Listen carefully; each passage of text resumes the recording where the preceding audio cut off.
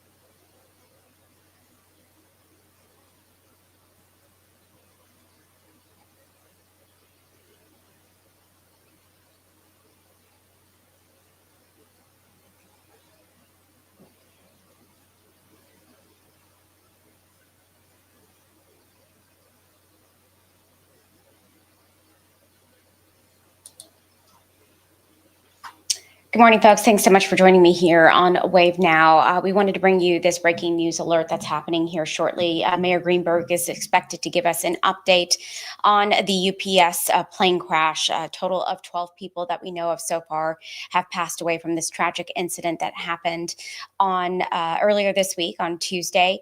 And it's just been a terrible, terrible incident that has rocked our community.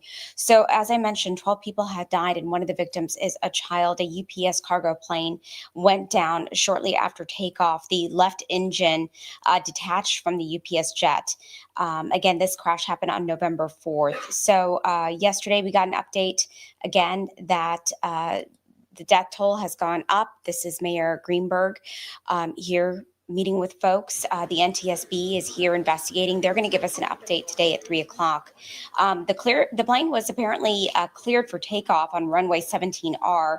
After receiving clearance, the jet began its takeoff roll when a large plume of fire was seen coming from the left wing. All right, Mayor Greenberg is starting his update. Let's listen in. Good morning, everyone. Welcome to Louisville Metro Hall. I'm going to first provide an update on some information regarding the UPS crash, and then we're going to be talking about some other items. Excuse me, one second.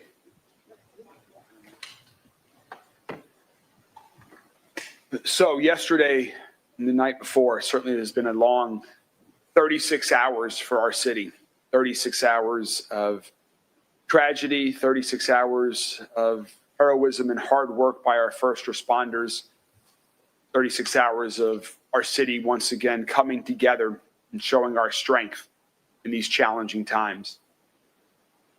The updates are that as of right now, 12 individuals have been located who have died in the crash. Their bodies have been removed from the scene by the coroner, and they are currently working on identifying each of those 12 victims. The number of missing that we have tracked through our Family Assistance Center that LMPD has been operating since right after the crash is down to 9. I had previously reported that there were 15 individuals that had been reported as missing.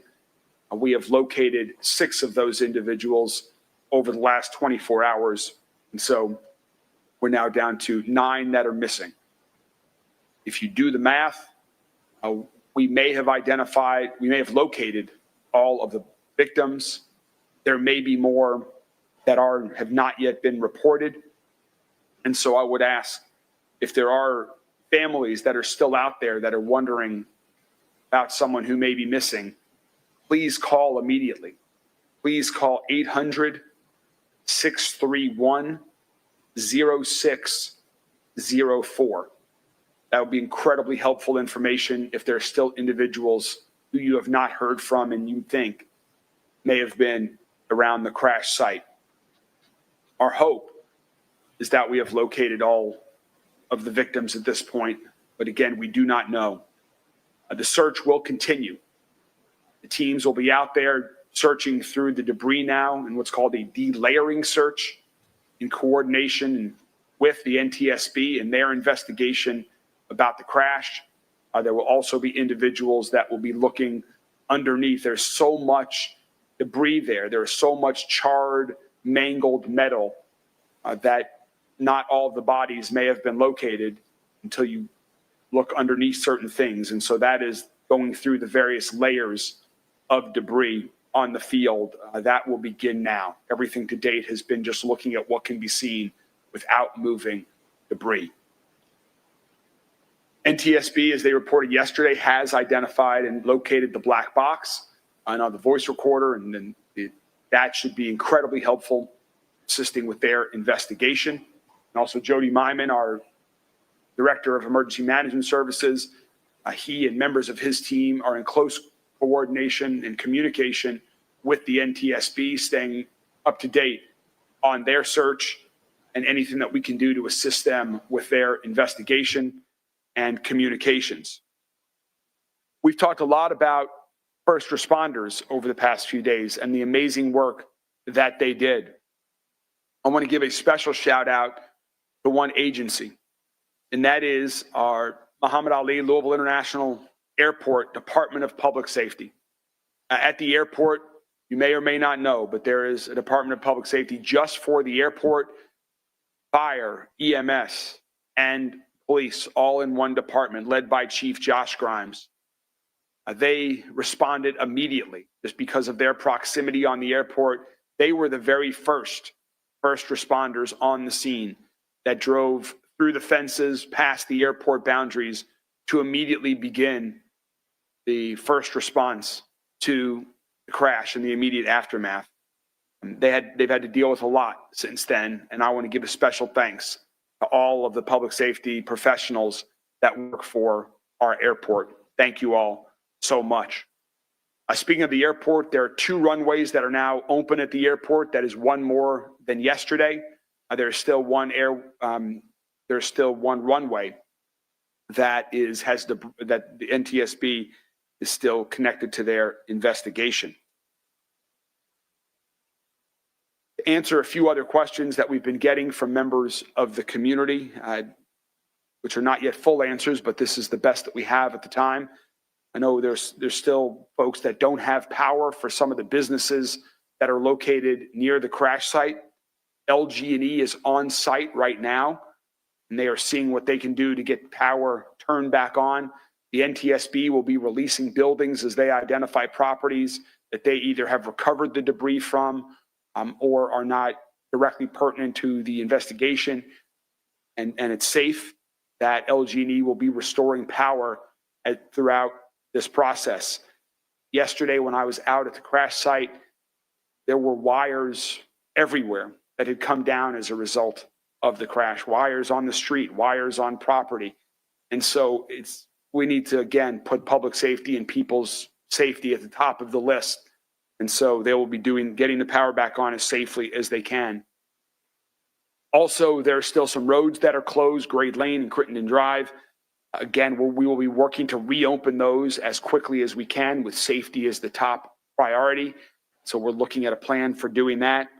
And for the businesses that are located along Grade Lane, we are making contact with those businesses, and there will be escorted access opportunities for business owners to survey their property if there's anything that they need until such time as their full access is restored, as the roads are open. And my final report before we'll take questions, and then we'll go into the second part of our briefing. But the final thing is just extending an invitation. There's a vigil tonight at the Teamsters local headquarters here in Louisville, and they have invited the entire community to come out to that vigil to be together during these times. And that's something that I think is very helpful for the entire community, is to come together, to share our sorrow, share our heartbreak, to say some prayers for the victims and the families that we lost in this tragedy, and to find strength to keep moving forward individually, as families, and as a community. That's the update we have as of right now, and I'm happy to take any questions about the crash before we continue.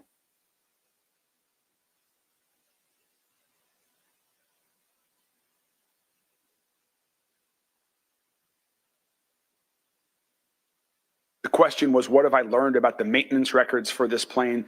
I do not have any information on the specifics about the plane. I will defer to NTSB and UPS on questions related to the investigation. I don't have anything to update on.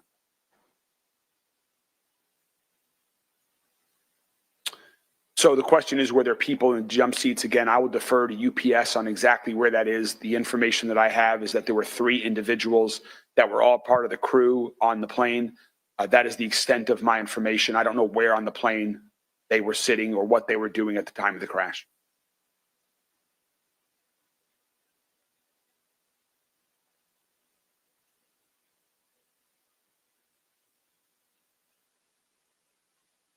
I'll defer to, the question was about the latest on the air quality after the crash, and I'm going to turn it over to Director Jody Myman for that.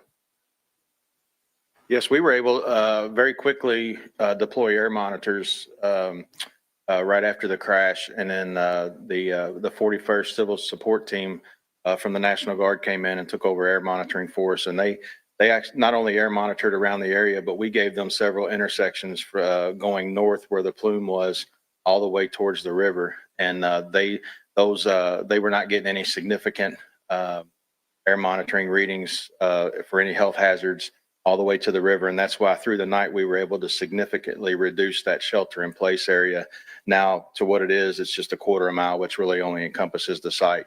We're still continuing air monitoring around the area. It's been a subcontractor coming in. So we've released the 41st Civil Support Team, and now we've got a contractor on site that's doing real-time air monitoring 24/7.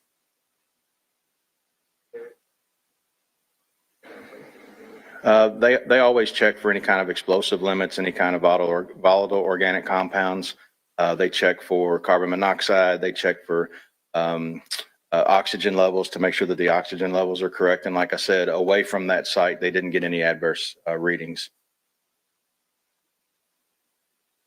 Really nothing right now. We're getting very minimal because the spot fires have gone down. We're not getting any smoke off the site, so we're not getting any adverse health readings at the site itself. Just the workers. There are also, just to clarify, within that radius that Jody just mentioned, there are very few, if any, individuals that they're beyond the people who are working at the site.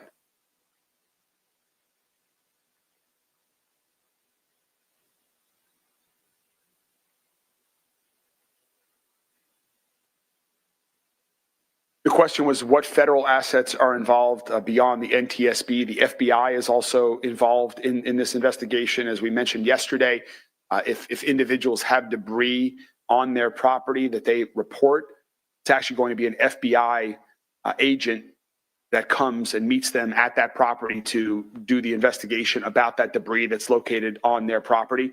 We've been in touch, all the congressional delegations, Congressman McGarvey, Senator Paul, Senator McConnell, Senator Paul, Congressman Guthrie, they've all been in contact with us. In terms of other federal agencies, oh, EPA, yeah. And the EPA and ATF as well.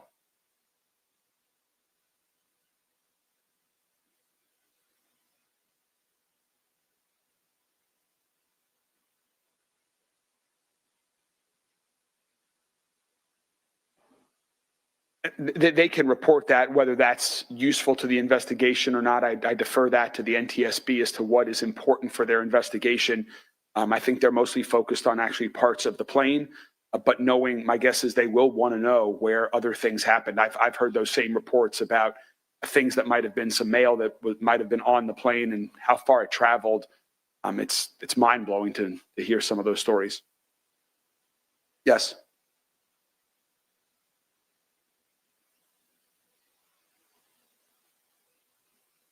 Yeah, so we've got urban search and rescue teams from all over the county that have come in and they're doing methodical searches.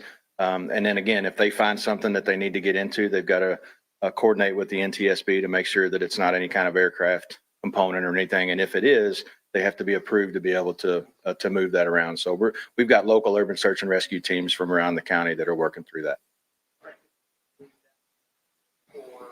Until we can completely confirm that we've got all the victims located. Yeah, many of those members on that urban search and rescue team are members of the various fire departments, including Louisville Fire Department. Chief Brian O'Neill is with us here today as well.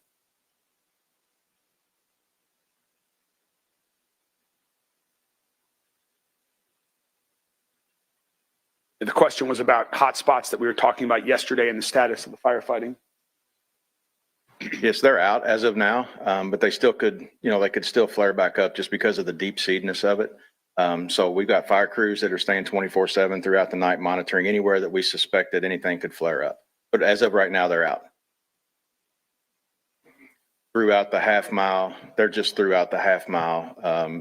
Like I said, various locations. I mean, they're just sporadic.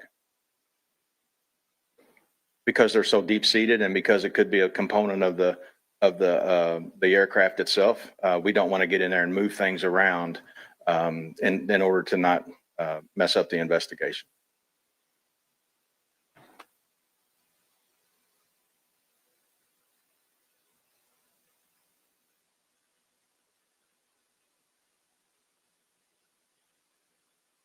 I believe the question was about the 9 who I said are still unaccounted for. Those are all individuals that were presumed to be in that area at the time of the crash. Cadaver dogs are not being used right now.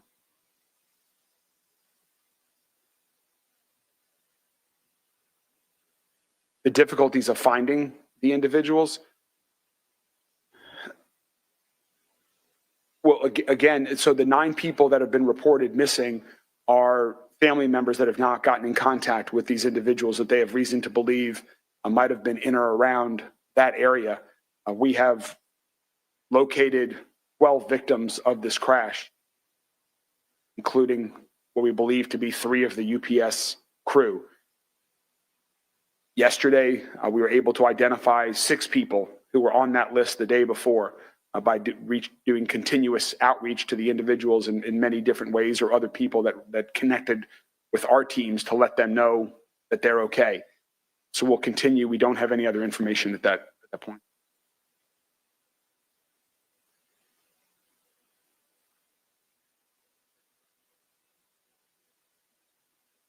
So now the family assistant, the question was about the movement of the family assistance center. We wanted to have a central, well-known location where, and when we were trying to identify who may be missing, that people could easily get to, and that would be heavily publicized to get that information in the hours after the crash.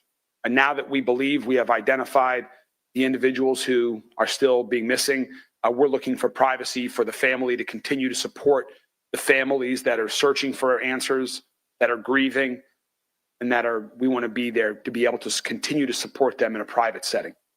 And so that's why we're asking people, if there are still individuals who are missing, please call 1-800-631-0604. Yes, sir. I was. Yes.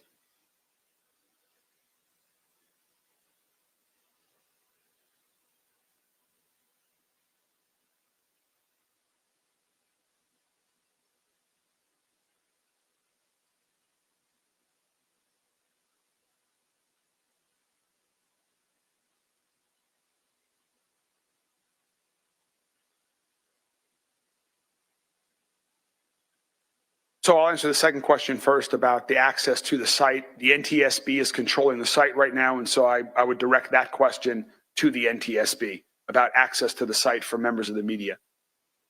In terms of what I saw yesterday, it was tragic. It was horrific. It was, you hear people say, oh, you only see that in the movies. This was worse than the movies. Half a mile long, standing there where you could just see the destruction, the charred, mangled metal. In some cases, at that point, there were still some smoke rising from piles of debris.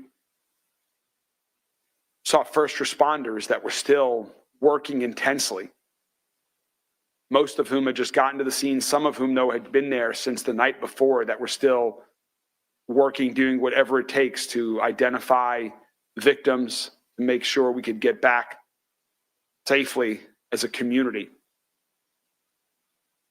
Their heroism is unmatched. You see that in times of tragedies like this, but I know from the work that I'm doing right now that it's happening every day in ways large and small across our entire city, across our entire country.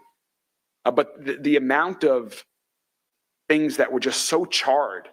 We saw a top of we call it a silo, where there was literally part of the tail of the plane appeared to be sticking out of a storage silo. And then I don't know how many yards away, you saw the top of that silo sitting on the ground, just totally charred. Just the intensity of the flames and what that did so quickly to a half a mile long debris field was unimaginable prior to seeing it with my own eyes firsthand. Well, thank you all very much. We will continue to keep the community up to date as soon as we have information. I know there's a lot of questions about who the victims are. The coroner will be releasing information on the identity of the victims as they have that information. UPS may be releasing information about the crew members. But we will continue to keep you all updated, and our teams will continue to stay at work as long as necessary to get answers for the families, to get answers for the community, and to support the NTSB in their work. I will close with, when I met the NTSB board member Inman, yesterday, he told us about what the NTSB and basically their job is to learn what happened, use that knowledge to prevent future tragedies like this from happening in the future. And so we want to support the NTSB in every way, shape, or form that we can to get all of the answers as to what happened, to work to prevent a tragedy like this from happening in any other community ever again as we move forward. It's also during times like this that coming together is so important, and being together as a community can help in the healing process, help in the grieving process, and to help as we all move forward into the future. And so I'm incredibly proud that this weekend we're going to be celebrating Veterans Day as a community, which will give us an opportunity to come together as a community. If I can invite some of our friends that are here today that are involved in the Veterans Day Parade to now join me as we talk about one way the community will have an opportunity to come together, to show our strength as a community and to show our support for veterans who have been out there working on behalf of everyone throughout the entire country for generations. We'll take a quick moment as they come up to the stage to join me to talk about the Veterans Day Parade. Thank you.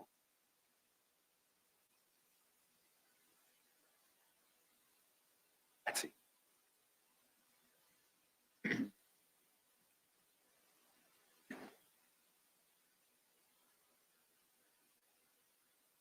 Okay.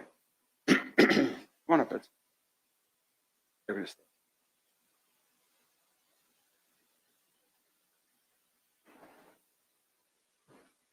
So once again, it's particularly appropriate this weekend to celebrate our veterans.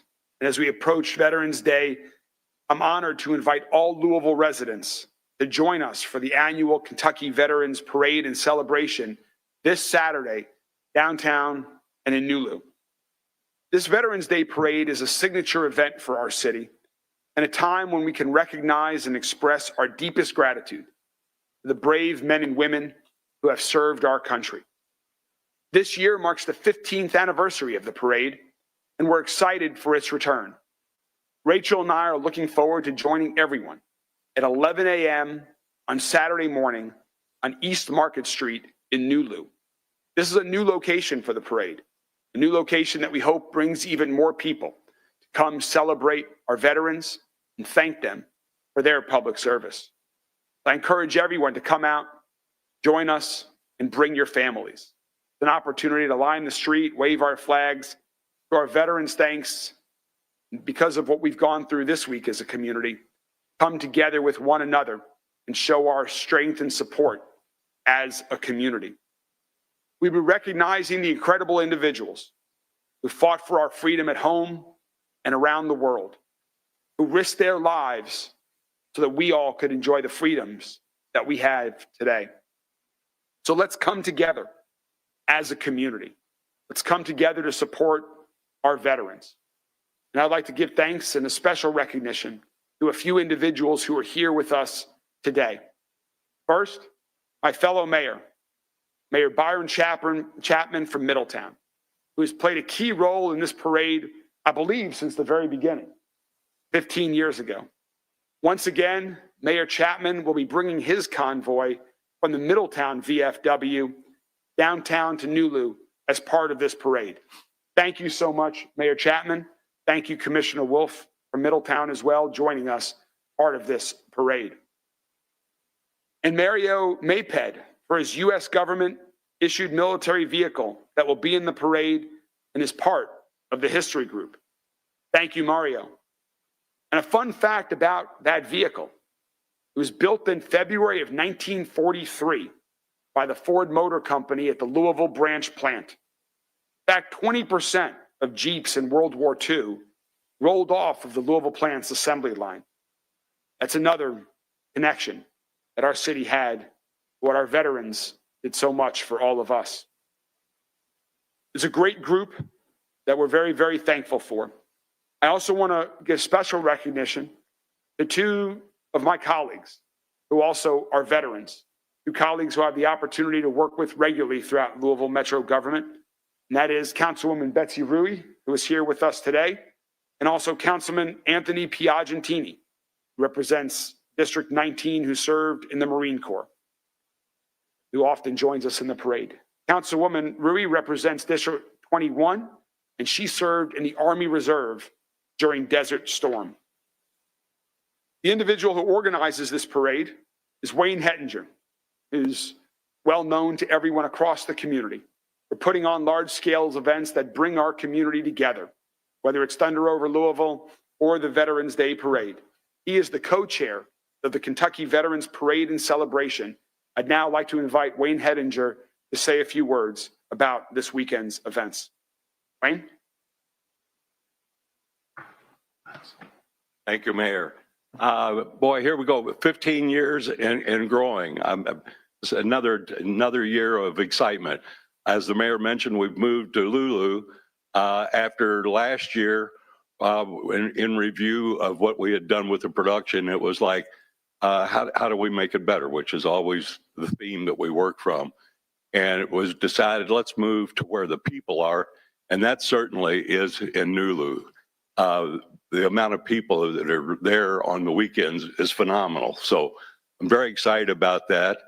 And Mayor, I must say, obviously, all of us that have been working on the parade, it's been a tough few days for us and all the citizens in Louisville.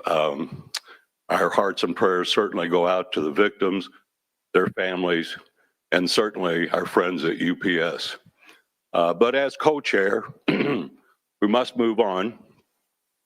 And it's our chance to honor and celebrate our veterans, all the women and men that have put their life on the line at one time to defend our freedoms and the way that we have freedoms to live throughout the year. So I'm encouraging everybody to come down. I'm supposed to be answering or telling a few things about our what we call touch a tank. As you know, after the parade, there's 75 units in the parade and growing, and a lot of it is the restored military equipment. So after the parade is through, we're going to do the blessing of the colors, which is a very emotional thing. I encourage you to hang in for that. And then all the restored vehicles and equipment are going to be on display on Market Street. So it's a chance to walk through living history. The guys that put all these restored equipment together, they're phenomenal people. I mean, it's obviously been their hobby and their love to restore this equipment. And the whole Touch a Tank theme came because we're going to have a World War II tank there. And it's a chance for kids and families. It's a great photo op. It's a chance for the kids to climb on the equipment and learn what it took to defend this nation during a time of war. Speaking of that, Mayor, on the way downtown this morning, I was thinking about that World War II tank, and I kept on thinking if what the response would be if you went home to Rachel or I went home to Pam and say, honey, I bought a tank. So these are incredible people that have just gone overboard with keeping this history so that we can learn from it. I think that's it, Mayor. Thank you. Thank you very much, Wayne, for the effort. Again, Rachel and I are excited to join with the community and strengthen solidarity more than ever this Saturday at 11 a.m. in Nulu as we salute and thank our veterans as part of the annual Veterans Day Parade and celebration. May the memory of the 12 victims be a blessing. May we find strength and support in one another. And we pray that we have located all of the victims, the tragic UPS plane crash. Thank our first responders for their efforts. Thank you all very much. We'll continue to keep you up to date on any other additional information. Have a good day.